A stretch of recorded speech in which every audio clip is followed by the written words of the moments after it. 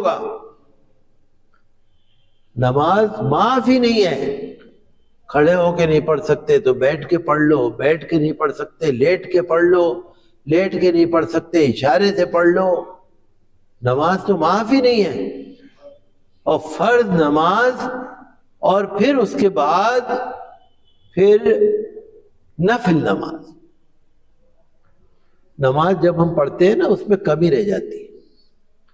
کسی کی تلاوت ٹھیک نہیں ہے، کسی کا رکوع صحیح نہیں ہے، کسی کا سجدہ صحیح نہیں ہے، کسی کا دل نہیں لگا نماز کے اندر، کسی کی نماز چھوٹ گئی، کبھی بھول ہو گئی.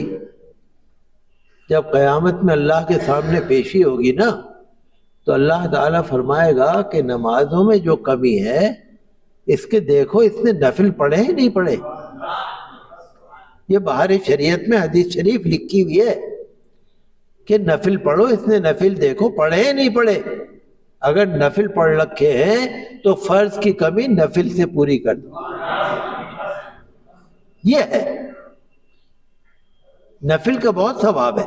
اور وہ حدیث قدسی ہے، حضور نے فرمایا کہ بندہ فرض نمازیں پڑھتا ہے، پھر نفل نمازیں پڑھتا ہے، اور نفل نمازیں پڑھ کر اللہ سے اتنا قریب ہو جاتا ہے کہ اللہ فرماتا ہے کہ یہ بندہ جب میرے قریب ہو گیا میں اس کے ہاتھ بن جاتا ہوں، میں اس کے پیر بن جاتا ہوں، میں اس کی آنکھ بن جاتا ہوں، میں اس کے کان بن جاتا ہوں، میں اس کے ہاتھ بن جاتا ہوں.